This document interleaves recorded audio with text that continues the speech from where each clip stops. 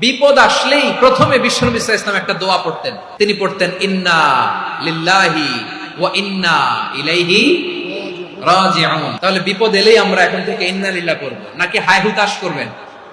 একদল আছে হাই হুতাশ করে, হায় আল্লাহ রে মোর কি হইল রে, মই কি হরমু রে, মই কমবে যামু রে, এরকম বিলাপ করতে নিষেধ করেছেন বিশ্বনবী।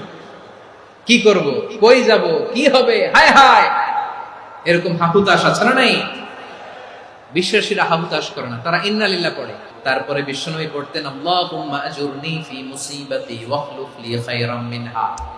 একসাথে প্রথমে পড়তেন ইন্না লিল্লাহি ওয়া ইন্না ইলাইহি রাজিউন, তারপর পরে পড়তেন আল্লাহুম্মা আজুরনি ফি মুসিবাতি ওয়াখলুফ লি খায়রাম মিনহা, মানে আল্লাহ এই যে আমি বিপদে ধৈর্য ধারণ করলাম এটার সব তুমি আমারে দাও, আর যেটা হারালাম এর চেয়ে ভালো কিছু দিয়ে মেকআপ করে দিও, ভালো কিছু দিয়ে বদল করে দিও। সুবহানাল্লাহ পড়েন।